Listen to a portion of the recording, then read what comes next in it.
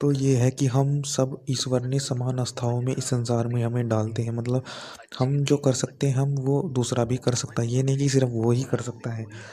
संसार में ये देखने में आता है कि जैसी सोच, जिस गति से उसकी सोच उत्पन्न हुई उस गति से हमारी भी सोच उत्पन्न होगी। बस भले ही कोई अच्छा सोच लेता है, कोई उस समय बुरा सोच लेता है। तो ये भी देखना है कि हमें कैसा सोचना है। और आपको सबके साथ प्रेम भाव रखना है, जिससे कि आप जान पाएँ कि ये किस भाव के कारण रुक गया है, किसके भाव के कारण ने गलत कर दिया। तो आप उसको बताएंगे क्या अच्छा है क्या बुरा है, ये सब योग से ही होगा।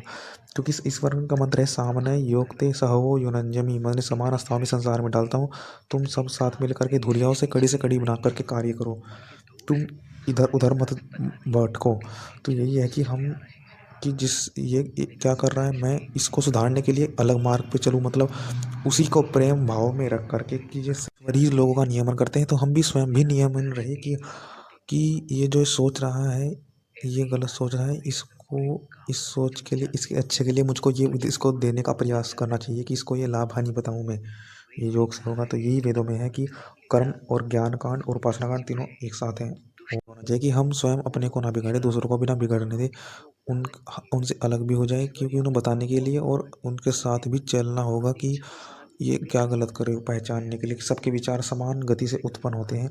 और उपासना कांड में ये भी है कि संसार में जो अगर हम किसी चीज़ के कारण में जाएं कि ये व्यक्ति ऐसा क्यों सोच रहा है, इसके क्रियाकलापों से कि ये इसलिए सोच रहा है, तो फिर हम सोच सकते हैं अच्छा ये सोच तो रहा था सही, परंतु अब आगे गलत कर सकता है, क्योंकि ये चीज़ ऐसी नहीं थी, ये चीज़ उससे आ रही है बन करके। जो कारण से कारण ढूंढता है व्यक्ति सफल होता है। तो इसलिए कहा गया कि वही सब आत्मा सबका स्वामी है ईश्वर, उसी में सब कुछ स्थित है।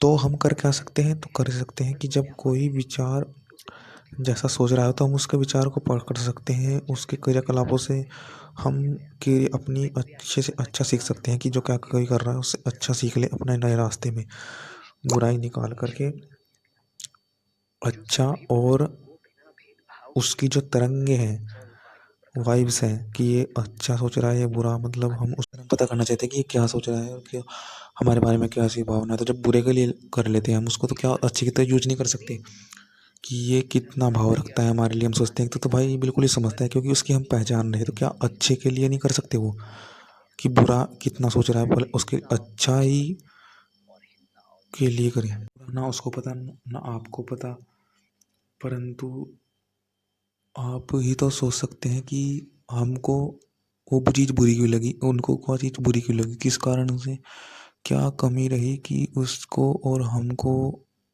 ये चीज़ बुरी लगी।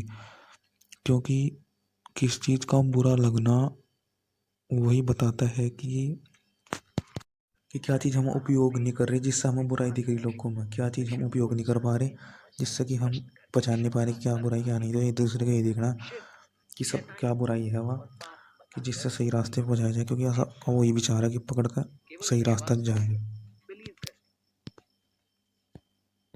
फिर वो समझ आता है कि व्यक्ति किस सोच से चलता है, किस मानसिकता से चल रहा है, मानसिकता से किससे चल रहा है।